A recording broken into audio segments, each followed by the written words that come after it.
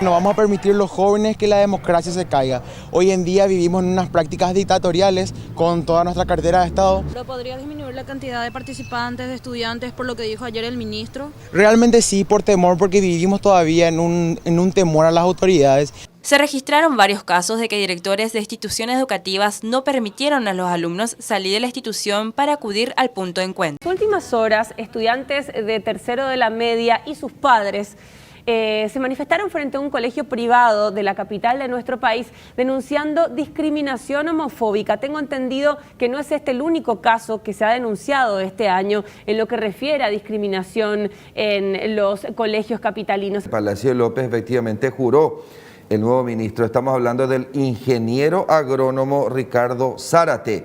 Zárate anteriormente ya integró el Ministerio de Educación a través de distintos cargos. También pasó por la cartera de Agricultura, de donde fue destituido del cargo de ministro de Ganadería en el 2005 debido a presuntas irregularidades. ¿Cómo hay que contarlo a Stroessner en la educación paraguaya? La historia tiene que ser objetiva en el relato de Alfredo Stroessner y hay que colocar la historia que no se coloca y no se construye en el momento de los acontecimientos, no es objetiva. Es muy difícil contar la historia de Alfredo Stroessner porque pasaron muy pocos años todavía. Es un tema que, fíjate, vamos a hablar de Mariscal López. Hoy día todavía no nos ponemos de acuerdo. Yo no quiero ahondar las divisiones, ¿verdad? Eso tenemos que dejarle a los técnicos que vean, y nadie va a influir, que se cuente la historia como es. La historia tiene que ser objetiva, o si no, no nos sirve a nadie. Porque si no aprendemos de nuestros errores del pasado, no vamos a poder proyectar el futuro. Todos los estadistas tienen aciertos y errores. Las dos cosas tienen que ponerse en la balanza y que la gente decida qué estuvo bien, qué estuvo mal y saque sus propias conclusiones. ¿Y quién fue Stroessner en la historia paraguaya? Stroessner es una historia, yo te podemos hablar largo y tendido de lo que yo pienso pero acá no es importante lo que yo pienso, acá lo que es importante lo que la historia cuenta de que fue Stroessner, y eso está, yo no voy a discutir la historia, no soy quien para... Pasa que yo no le estoy preguntando a Nicolás Zárate, yo le estoy preguntando al ministro de Educación quién es Stroessner para la historia de nuestro país. Stroessner fue el presidente de 1954 a 1989, ¿verdad? Que gobernó el Paraguay con una mano fuerte, dura, ¿verdad? Tiene muchos aciertos y muchos errores. Ese es el general Stroessner para mí. Ya.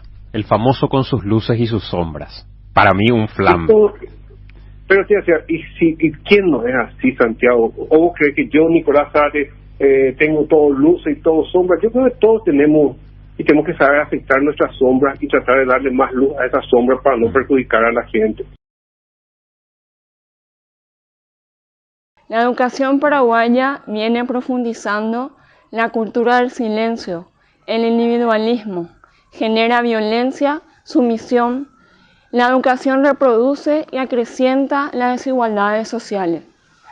Genera dependencia, inseguridad, alienación, domesticación, autoritarismo y todas ellas desvinculadas de nuestra realidad. 1 de cada 3 ciudadanos paraguayos vive en una situación de pobreza y el principal motivo de deserción escolar es finalmente el hambre. Una situación que si seguimos mirando números respecto a la situación educativa en nuestro país, nos pone, por ejemplo, que solo el 30% de los estudiantes logra culminar los 12 años de escolaridad. Esto definitivamente es todavía más complicado cuando miramos en zonas rurales y casi 7 de cada 10 jóvenes están con retraso escolar, mientras que en la zona urbana son 5 de cada 10 jóvenes.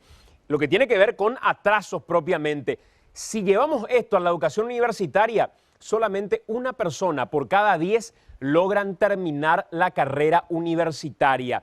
Pero no solo tiene que ver con lo académico, tiene que ver con otros datos también, como por ejemplo que en comunicación el 55% de los niños de tercer grado se encuentran por debajo de la media. Una cuestión gravísima que tiene que ver con la posibilidad y capacidad de comunicar.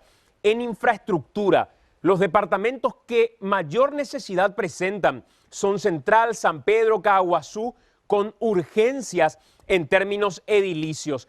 Estas urgencias, mirando todavía el dato más fino, nos muestra que, por ejemplo, el 65% de las escuelas en todo el país está en mal estado. Baixagua Educación Payaipota.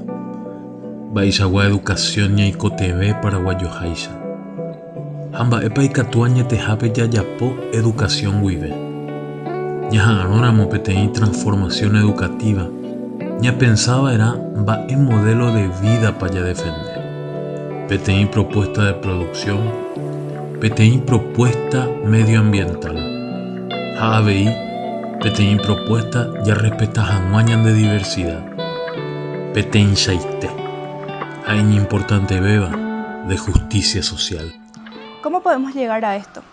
Abriendo un amplio diálogo entre los diferentes sectores populares, construyendo una propuesta educativa que atienda sus necesidades y posibilite la transformación social a través del desarrollo integral de las y los actores educativos, y creando un movimiento educativo que siente sus bases en la educación popular.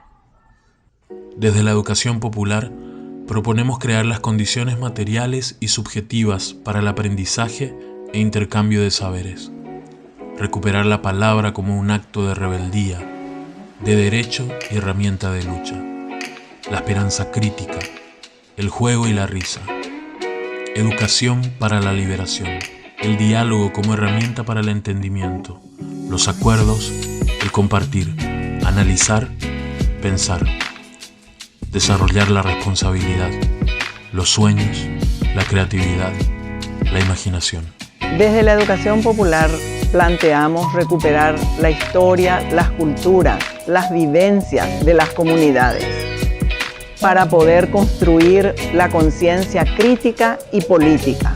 El diálogo, la ternura y la esperanza son herramientas claves para construir la educación liberadora.